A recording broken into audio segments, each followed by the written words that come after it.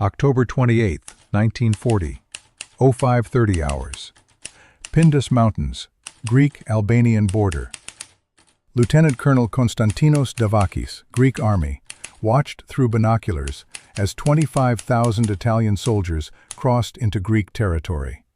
3 divisions: the Julia Alpine Division, the Siena Division, the Ferrara Division, full mechanized support, artillery, tanks, armored cars. The Italian Royal Army advancing in columns along narrow mountain roads, confident, organized, professional, completely unaware that 5,000 Greek soldiers were positioned in the mountains above them, waiting, hidden, ready to demonstrate that numerical superiority means nothing when terrain favors the defender. Davakis lowered his binoculars, looked at his men, Greek soldiers in positions they'd prepared over the previous 3 days, since the moment intelligence reported Italian troop movements toward the border, since the moment everyone knew invasion was coming. The Greeks had 3 days to prepare, 3 days to choose positions, 3 days to turn the Pindus Mountains into a killing ground. They'd used the time well. Davakis checked his watch, 0545. The lead Italian units would reach the ambush zone in 15 minutes. 15 minutes until Greece proved that Mussolini had made the worst military decision of his career. 15 minutes until the Italian Royal Army learned that invading Greece was very different from invading Albania, very different from invading Ethiopia, very different from every other easy victory that had made Mussolini believe Italy was a military power. Greece was about to teach Italy otherwise. Benito Mussolini had ordered the invasion without consulting his military staff, without proper reconnaissance, without understanding Greek defensive capabilities, without considering that Greece had been preparing for this moment for months. He wanted a quick victory, wanted to match Hitler's conquests in Poland, France, and Norway, wanted to prove Italy was equal to Germany, wanted glory, wanted headlines, wanted to be remembered as the man who expanded the Italian Empire. He would get his wish. He would be remembered, but not for victory, for humiliation, for military incompetence, for launching an invasion so poorly planned that it became textbook example of how not to conduct warfare. The Italian ambassador to Greece, Emanuele Grazzi, had delivered the ultimatum at 0300 hours, demanded Greece allow Italian forces to occupy strategic positions throughout the country, gave 3 hours for acceptance. Greek Prime Minister Ioannis Metaxas refused immediately. His response, according to legend, was a single word: "Ochi." No. That word became a national rallying cry. October 28th became a national holiday, Ochi Day. The day Greece said no to fascism, said no to occupation, said no to surrender without fight. But Metaxas didn't just say no. He'd been preparing since Italian forces massed in Albania weeks earlier, had mobilized reserves, had positioned forces along the border, had identified the most likely invasion routes, had prepared defensive positions, had stockpiled ammunition, had done everything possible with limited resources to resist invasion by a force 5 times larger. And he'd identified one critical advantage: terrain. The Pindus Mountains were among the most rugged in Europe. Narrow passes, steep slopes, limited roads, poor weather in late October, rain, fog, snow at higher elevations, terrain that negated Italian advantages in armor and mechanization, terrain that favored defenders who knew every ridge, every pass, every position. Greek forces weren't trying to hold lines. They were creating ambush points, places where Italian columns would be channeled into valleys with no room to maneuver, where Greek artillery positioned on heights could fire directly down onto roads, where Italian armor would be useless because tanks can't climb vertical slopes. Where numerical superiority became liability because only the lead units could engage, while the rest sat exposed on narrow roads. Lieutenant Colonel Davakis commanded one such ambush position. 5,000 men, mostly reservists, farmers, shopkeepers, teachers, men who'd been civilians 3 weeks earlier. But they knew the mountains, had hunted in these ranges, had herded sheep through these passes, knew where water collected, where wind channeled, where avalanches occurred. They didn't have extensive military training, but they had something more valuable. They had home field advantage. The Italians were invading foreign territory, following maps drawn from aerial reconnaissance, maps that showed roads but not terrain features, not slopes, not dead ground, not the thousand small details that make the difference between controllable terrain and death trap. The Greeks knew those details, had positioned accordingly, were now waiting for the Italians to walk into the trap. 6 o'clock hours. The lead Italian column entered the ambush zone. Strada Nazionale 6, main road from Albania into Greece through the Pindus Mountains. The Julia Alpine Division led, elite mountain troops, supposedly trained for exactly this terrain. But training in Italian Alps was different from fighting in Greek mountains against defenders who'd lived there their entire lives. The column moved slowly. Trucks, artillery pieces towed by tractors, infantry marching in formation, standard approach march, confident. No scouts flanking, no reconnaissance ahead. Just straight-line advance, expecting no resistance, expecting Greeks to retreat, expecting quick breakthrough to Athens. The Italians had been told this would be easy, had been told Greece was weak, had been told Greek military was poorly equipped and demoralized, had been told wrong. Davakis watched the column extend into the valley below his position. 2 miles of vehicles and troops, packed tightly on a narrow road with steep slopes on both sides. Perfect target. He waited. Let the entire column enter. Let them commit. Let them believe they were unopposed.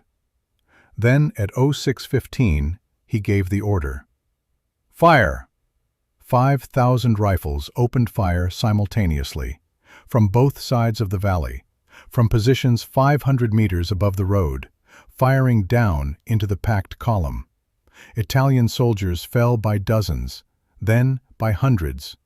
Confusion, panic, officers shouting orders that couldn't be heard over gunfire, soldiers diving for cover that didn't exist. The road offered no protection. Steep slopes offered no protection. Trucks and artillery pieces offered no protection.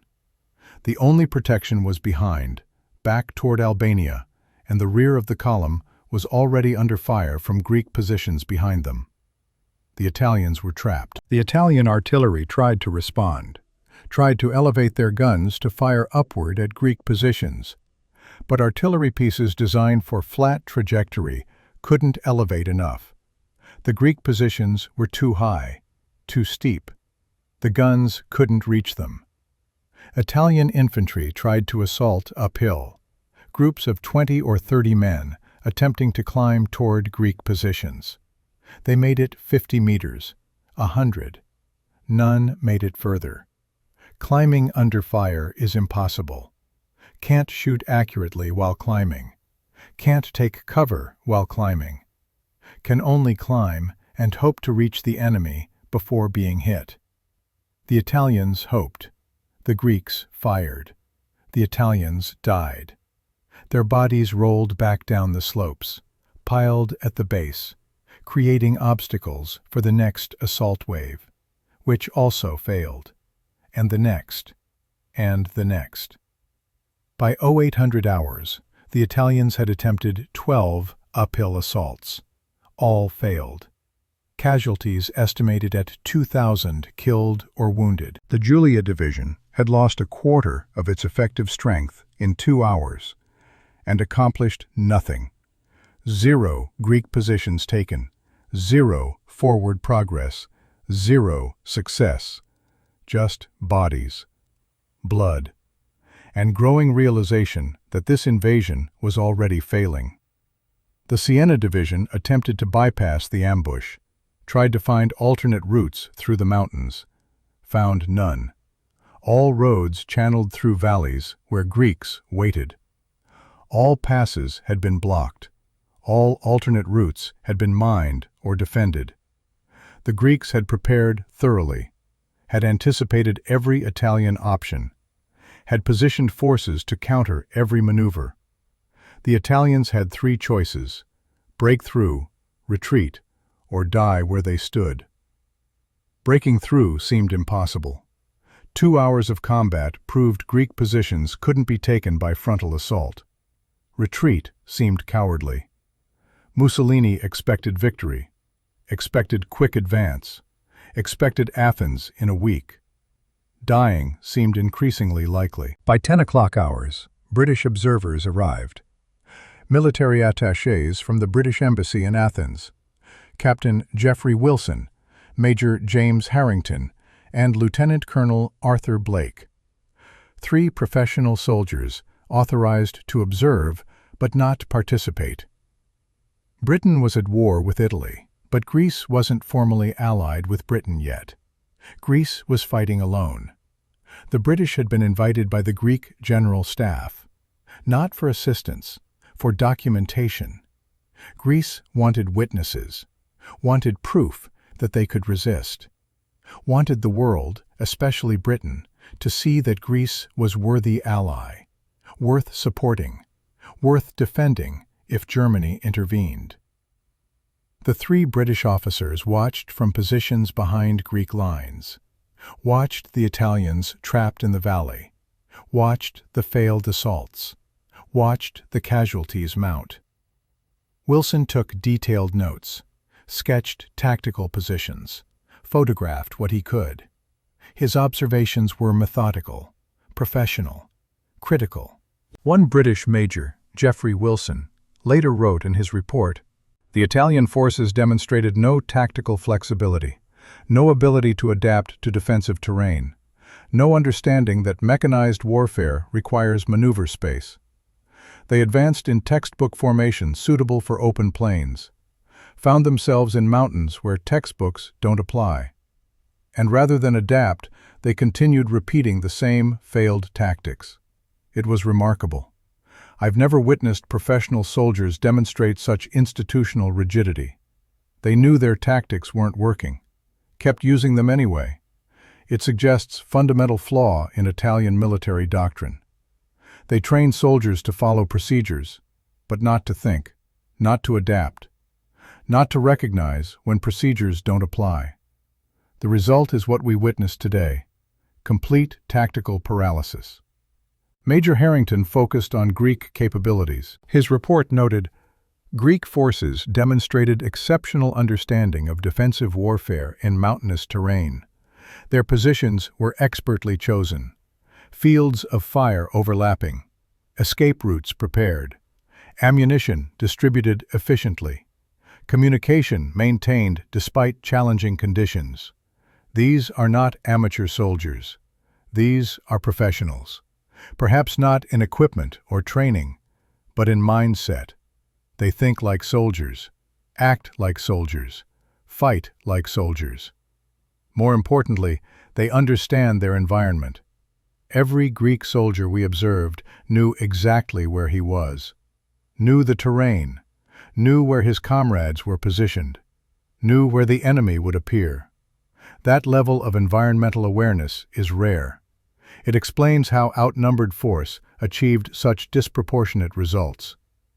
Lieutenant Colonel Blake's report was more strategic. Today's engagement has significant implications for the broader war. First, it demonstrates Italian military weakness. Their invasion force was defeated by much smaller Greek force. This suggests Italian army is less capable than propaganda suggests. Second, it proves mountainous terrain negates mechanized advantage. Italy's tanks and artillery were useless in the Pindus. This has implications for potential operations in Italian Alps or Balkans. Third, It shows that Axis forces are not invincible, can be defeated, can be humiliated. This psychological impact cannot be overstated. Every nation watching this conflict now knows resistance is possible, that fascist military power has limits. Wilson's observation was accurate. Italian officers had been trained in military academies, had studied tactics, had practiced maneuvers, but all their training assumed certain conditions: open terrain, mechanized support, artillery superiority.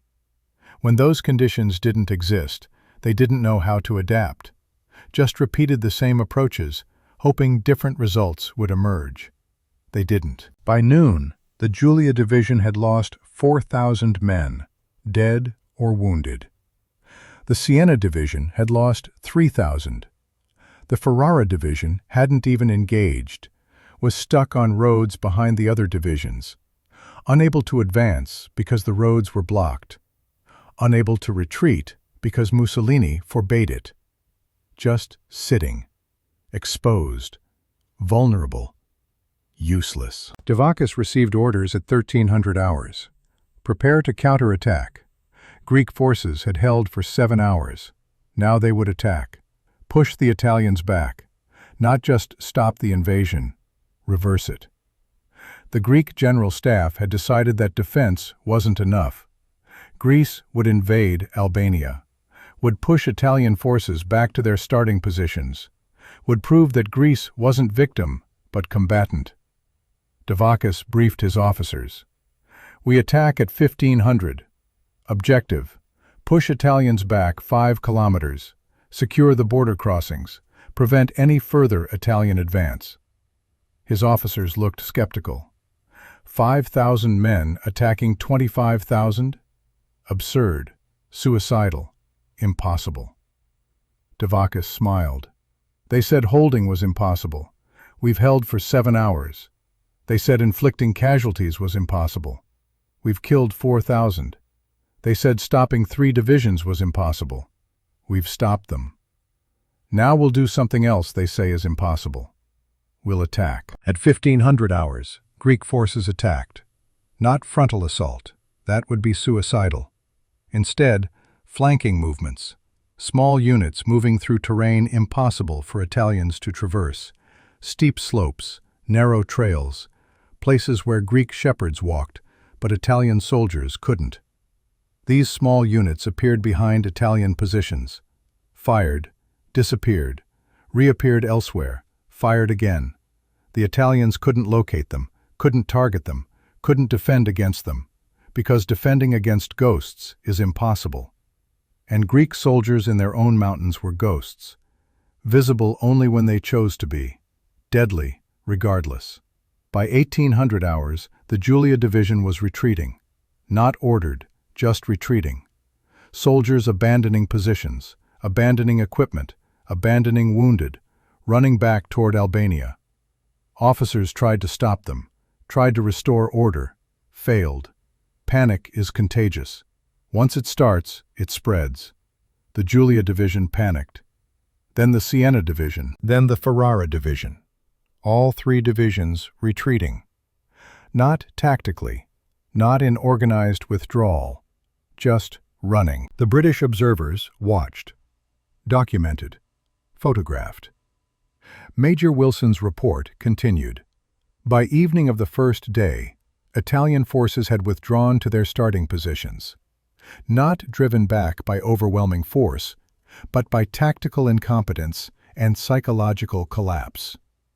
5,000 Greeks defeated 25,000 Italians, not through superior firepower, but through superior understanding of terrain and superior morale. The Italians never recovered from this initial defeat. Every subsequent engagement was colored by memory of this humiliation. Wilson was correct. The Italian invasion of Greece became disaster. Not just military disaster, political disaster, psychological disaster. Mussolini had promised quick victory, had promised to match Hitler's conquests, instead delivered catastrophic defeat. Within 2 weeks, Greek forces had pushed into Albania, had captured Italian territory, had reversed the invasion completely. Italy, the aggressor, was now defending. Greece, the victim, was now attacking. The military and political implications were enormous. Britain saw opportunity. If Greece could defeat Italy, then Italy was vulnerable. Britain offered support, military advisors, equipment, eventually troops. Greece accepted. The alliance formed. Not because Greece wanted to join Britain's war, but because Italy had forced the issue, had invaded, had been defeated, had proven vulnerable. Within months, Germany intervened. Couldn't allow Italian defeat. Couldn't allow fascist ally to be humiliated. German forces invaded Greece in April 1941. Overwhelmed Greek defenses in 3 weeks. But those 3 weeks cost Germany time, cost resources, cost momentum. Some historians argue the delay in Greece postponed Operation Barbarossa, Germany's invasion of the Soviet Union. Postponed it from May to June 1941. That 1-month delay meant German forces reached Moscow in December instead of November. Reached Moscow in winter instead of autumn. And winter defeated Germany more effectively than any army. Whether the Greek resistance actually delayed Barbarossa remains debated. But one fact is indisputable. Greece humiliated Italy, destroyed Mussolini's reputation, proved that fascist military power was illusion built on propaganda rather than capability. October 28, 1940. 5,000 Greek soldiers ambushed 25,000 Italian soldiers in the Pindus Mountains. Killed 4,000. Wounded 6,000, routed 3 divisions, stopped an invasion, and changed the course of the war. Not through grand strategy, through local knowledge, through preparation, through refusal to accept that numerical inferiority meant inevitable defeat. Lieutenant Colonel Konstantinos Davakis survived the war, continued fighting through the German invasion, joined the resistance when Greece fell, fought for 4 years until liberation in 1944. After the war, he was asked about October 28th, about the ambush, about how 5,000 men defeated 25,000. He answered simply, "We knew the mountains. They didn't. We knew ourselves. They didn't. We knew the fight would be hard. They thought it would be easy.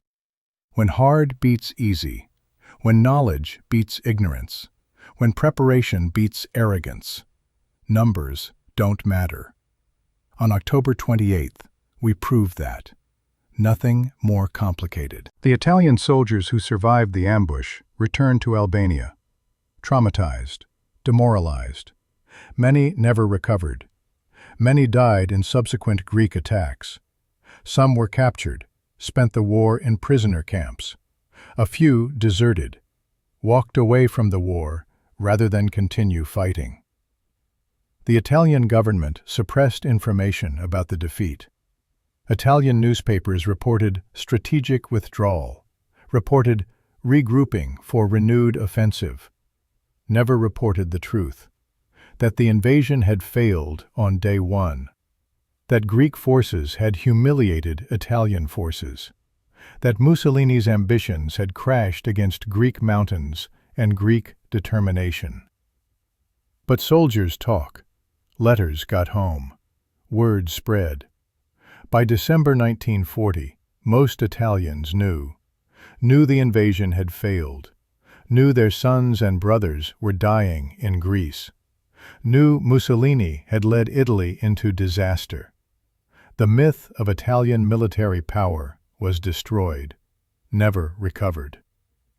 For the rest of the war, Italian forces were considered unreliable, were given secondary assignments, were supervised by German forces, were treated as liability rather than asset, all because of October 28, 1940.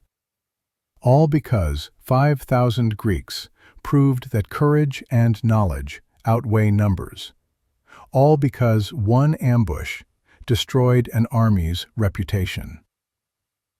The British observers wrote detailed reports, sent them to London. Military planners studied them, learned lessons, learned that Italian forces were vulnerable, that terrain favored defenders, that morale mattered more than equipment. These lessons influenced British strategy in North Africa, in Italy, throughout the Mediterranean theater. October 28th wasn't just Greek victory, was intelligence goldmine, was proof that Axis forces weren't invincible, that they could be defeated, that resistance was possible. The ambush site in the Pindus Mountains still exists, marked now with memorials, plaques bearing names of Greek soldiers who fought there, who died there, who proved that Greece wouldn't surrender without fight. Tourists visit, mostly Greeks, mostly on Ochi Day, October 28th, national holiday commemorating the day Greece said no. The day 5,000 faced 25,000. The day terrain and determination defeated numbers and arrogance. The day Mussolini's ambitions died in a mountain pass. That's the story. That's the day the Allies watched Greek forces humiliate Italy, watched 5,000 defeat 25,000, watched preparation triumph over confidence, watched an invasion stopped cold on day one, watched history change, not through grand battles, through one ambush, one valley, one morning when Greek soldiers proved that sometimes the smaller force wins, not through luck, through knowledge, through courage, through refusal to accept that invasion was inevitable. October 28, 1940, the day Greece said Ochi, the day Italy learned humility, the day the Allies learned that Axis forces could be beaten, the day everything changed. Because 5,000 Greek soldiers in mountains they knew decided that 25,000 Italian soldiers in terrain they didn't understand weren't going to pass. And they didn't. Simple as that. Numbers didn't matter. Terrain did. Knowledge did. Courage did. Greece had all three. Italy had none. Greece won. Italy lost. History recorded. Lesson learned. Never invade mountains defended by people who live there. Never assume numerical superiority guarantees victory. Never underestimate defenders fighting for their homeland. Mussolini learned those lessons. Cost him 3 divisions. Cost Italy its reputation. Cost the Axis the myth of invincibility. All in one day, October 28, 1940. The day Greece humiliated Italy. Completely, totally, permanently.